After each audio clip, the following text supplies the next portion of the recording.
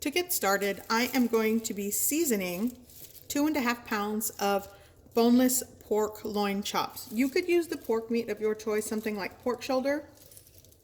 I had this in my freezer, but at least you want to use 2.5 pounds of whatever cut of pork that you like. Okay, so I'm going to season it with a mixture of dry seasonings. Here I have a 1/4 teaspoon of black pepper.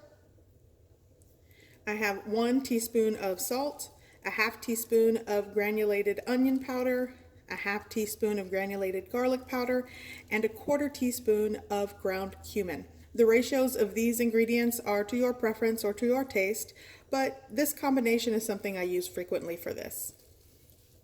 I'm going to give this a good mix, and then I'm going to start seasoning my meat.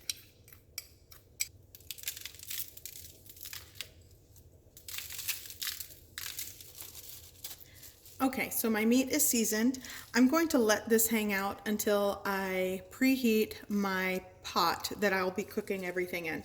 By the way, I cut my meat into, I guess, medium-sized chunks, not necessarily super large, not necessarily small. You can chop them how you like it. I remember my grandmother used to make smaller little chunks of pork. I think she was just trying to stretch the meal, which I understand. There are a lot of mouths to feed, but anyways, I chopped this into medium-sized cubes. Okay, so here I have a 6-quart Dutch oven or just pot. You could use the pot of your choice, and I'm going to start preheating this.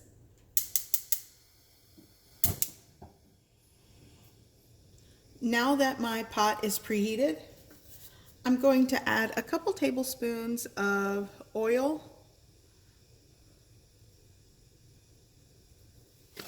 Now I'm going to add my pre-seasoned pork meat. Now I'm going to do this in batches. I want to get good browning on the meat, so I'll reserve this half for the second batch of browning.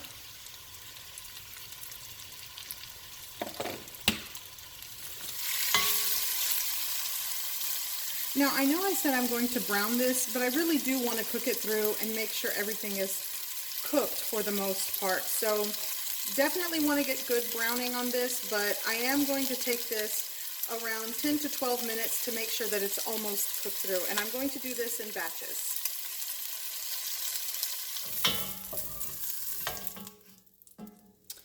Okay. Now for the second batch of pork meat.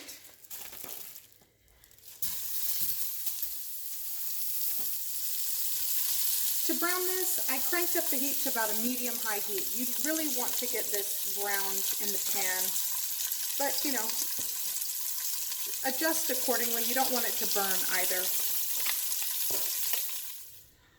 Okay, so here is pretty much my cooked pork. It's browned, it's cooked somewhat, mainly almost cooked through. I'm going to set this aside for right now. So as you can see, it created a wonderful fond at the bottom of the pot. So now I'm going to add a little more oil. The cut of pork that I have did not render tons of fat, so I will have to add a little bit of oil. Not much. Not even a tablespoon of that, just a little bit. Now I'm going to saute 1 medium onion that I have diced.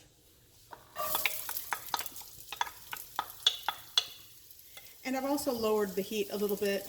I don't want it to burn the onion before they have a chance to really saute. I'm going to give that a mix around.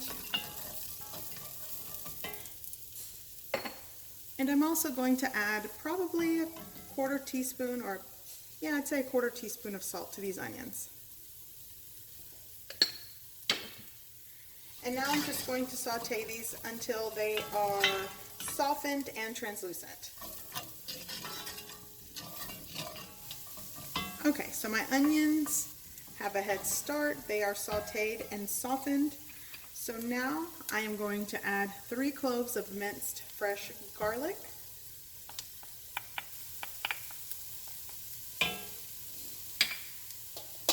I'm also going to be adding fresh corn. Here I had 2 ears of sweet fresh corn that I just removed the kernels from the cob, and I'm also going to add 1 jalapeno, which is optional.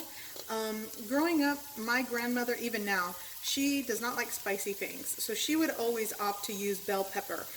I don't really like spicy things, but I have a jalapeno, so I'm just going to add it to the pot to add some flavor, and somebody will eat it on the side at some point.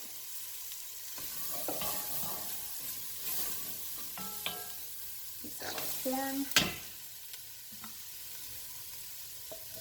Now, if you are using canned corn, you don't really have to saute it, but this is fresh corn, so I want to give it a head start. Ah, it smells fantastic.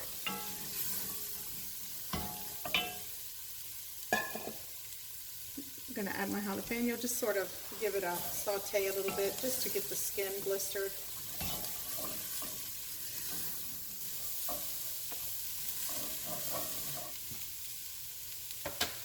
I'm going to add another pinch of salt.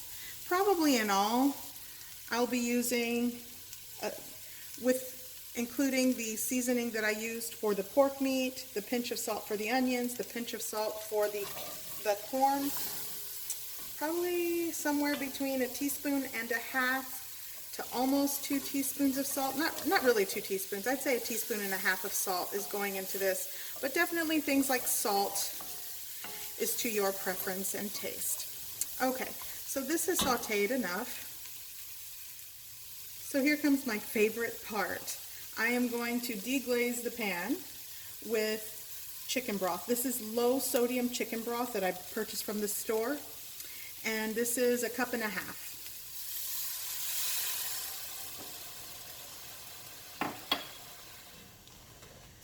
I'm going to scrape up all the fond. As you can see, it already is just turning into this beautiful, flavorful broth here at the bottom. Okay. I'm also going to be adding around 6 ounces or 2/3 of a cup of crushed tomato. You could also add around 3 to 4 fresh Roma tomatoes, dice it and saute it with the onion to break them down. That's something I do often, but sometimes crushed tomato is just convenient when I have it. So let's give that a mix. And I'm going to turn this a little bit lower because I don't want it to rage out of control here. Now I'm going to add my pork meat back into the pot, even with some of its rendered juices that while it sat.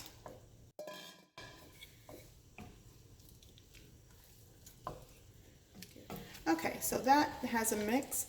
Now I'm going to add Mexican oregano. This is a 1/2 teaspoon, and it's just going to go right in. I should have added it before I added everything else, but better late than never. I'm going to give that another mix.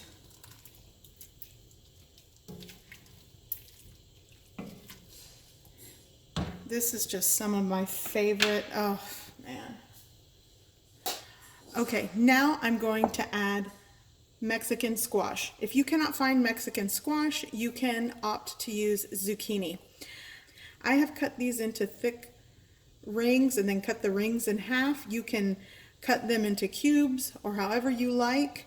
I am going to be using 4 medium-sized Mexican squash. And again, I just sliced them into thick rings and sliced it in half, and it's going into the pot. Right on top. Let's give this a toss in the pan.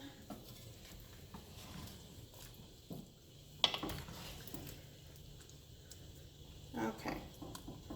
And I know you're thinking, how is it going to stew with only a little bit of water? But it will. There's a lot of moisture in the vegetables. And okay, so before I put the lid on this, I'm going to add just a little handful of fresh cilantro right on top, just like that. And that's just going to give it aromatic flavor. It's optional, but it's something my grandmother always did, and it's so good. I love the way she cooked it. Now, the only other thing my grandmother liked to do is use fresh bell pepper and do slices. I didn't have bell pepper, but I did opt to use my little large jalapeno to give it some peppery flavor. You know, you could also use poblano pepper in this, but that's what we're doing. So now I'm just going to cover this with the lid. And and let this simmer on low for 20 to 25 minutes, probably somewhere closer to 20. You just want to make sure everything has time to cook and stew, and you want that zucchini or the squash, Mexican squash, to cook and get tender. Okay, so I'm going to shut the heat off. Wrong way.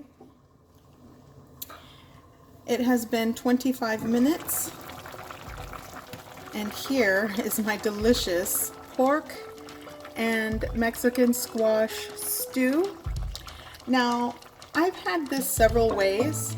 I sort of made it kind of soupy, but I have had it where we like to serve it on tacos and it's less soupy and it's done in a pan, more of a hash or a saute. So it's definitely up to you, but I wanted to make it soupy today because I'm going to be serving it with some yellow rice. And if you want the recipe for my yellow rice, I will leave the link in the description below. And I've also made some red corn tortillas that I will be eating this with today. This is going to be a very delicious meal today. And dinner is served.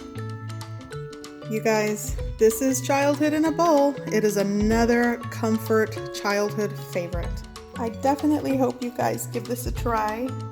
I hope you like it, and thanks for watching.